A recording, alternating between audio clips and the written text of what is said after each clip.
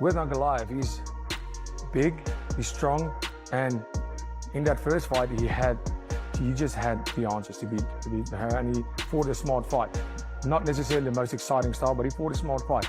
I mean, I've been looking at the training footage of Pereira for this one. We all know Magomed won the first one. If Pereira wins the second one, well, of course you do a rubber match. You settle it once and for all. There could be a little bit of truth to that statement. Pereira goes out there and smokes him. If he was to do that, then yeah, maybe there wouldn't be. When a respected veteran like Dustin Poirier speaks on a major fight, the MMA world pays attention. Recently, the Diamond shared his thoughts on a potential clash between UFC light heavyweight champion Alex Pereira and surging contender Magomed Ankalaev. And in typical Poirier fashion, he didn't hold back. His prediction? Pereira will knock Ankalaev out cold. This statement has sparked major debate among fighters, fans, and analysts alike. Do you think Alex is a good underdog value pick? Tell me why. Why do you think he wins this fight? I just think he's danced with this guy before. He wants that title back, and he wants to win. You know, he wants revenge, and he wants to show that wasn't him in the last fight. There's a lot of reasons why, and I just feel like he's too dangerous of a fighter to go in there and not find that shot this fight. Do you think you see it inside the distance? Pereira's meteoric rise in the UFC has been nothing short of sensational.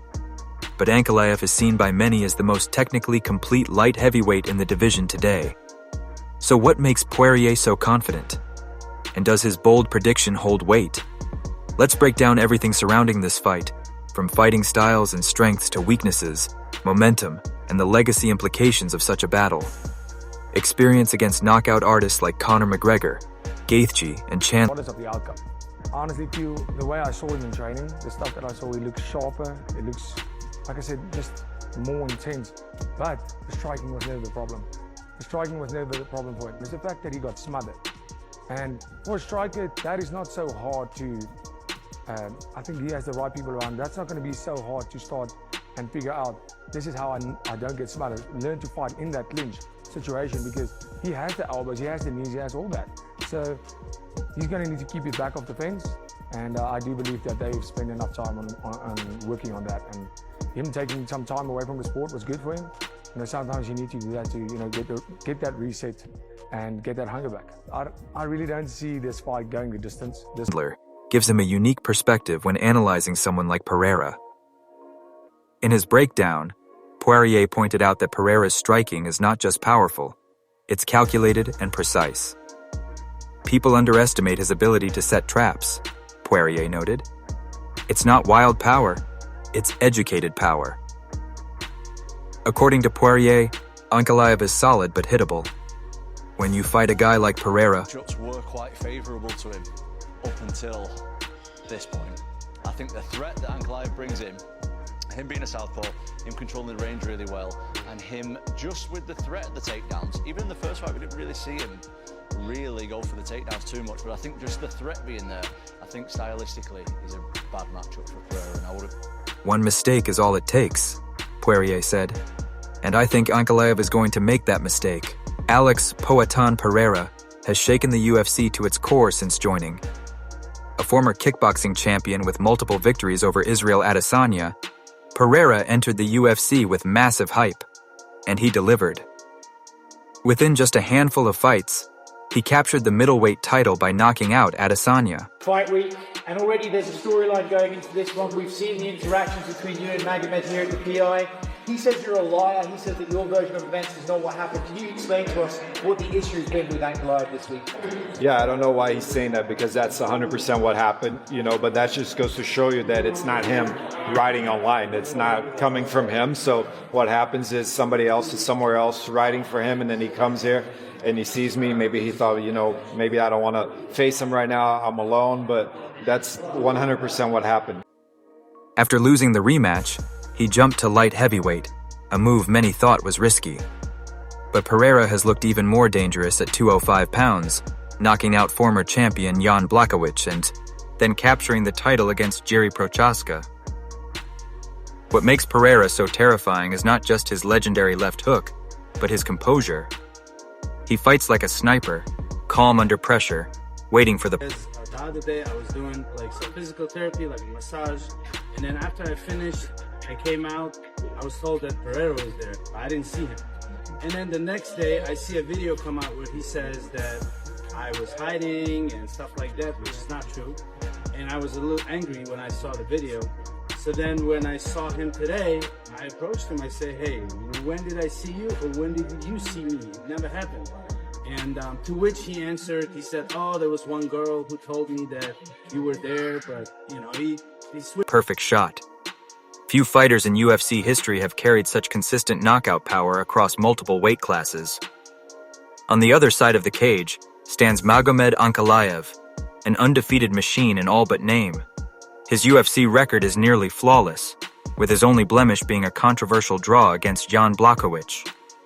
Ankalaev is regarded as one of the most technically sound fighters in the division. He doesn't respect you anymore after these things, and did before he doesn't now. How do you feel about him on a personal level leading into the rematch? I try to avoid conflict with my opponents. I even become friendly with them afterwards. You've seen this before. I've even talked about training with past opponents. So I don't really know what it is. You know, I think that he used to say a lot that I was running away from him, that I didn't want to fight him. That's never happened. We all know the UFC didn't want to promote that fight. So that's never what it was. But I have no problem with him, and you know, I always try to be friendly and avoid conflict. A master of distance control, counter-striking, and defensive grappling, he represents the new breed of well-rounded mixed martial artists. He doesn't rush for finishes, but rather systematically breaks opponents down. His striking is clean, not flashy, but efficient. His wrestling background makes him extremely difficult to deal with in the clinch or on the mat. Many analysts have pegged him as the rightful future king of the light heavyweight division.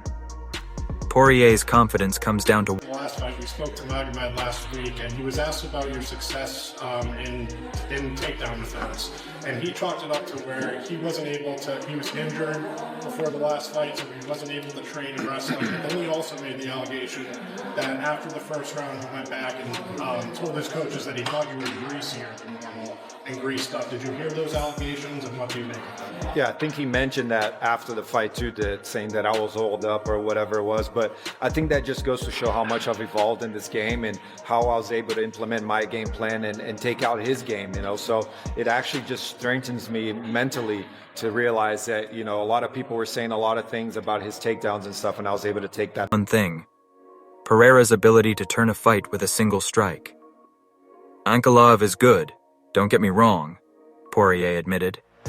But Pereira is a different kind of monster. He doesn't need 5 chances, he just needs 1. The Diamond emphasized that Pereira's size, reach, and composure give him advantages that few fighters can deal with. Even when losing rounds, Pereira has proven he can change the outcome instantly, just like he did against Adesanya in their first.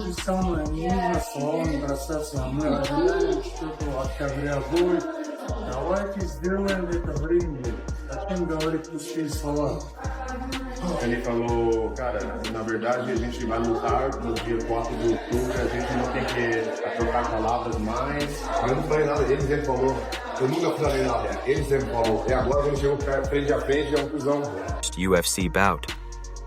To Poirier, Ankalaev's methodical style could actually play into Pereira's hands.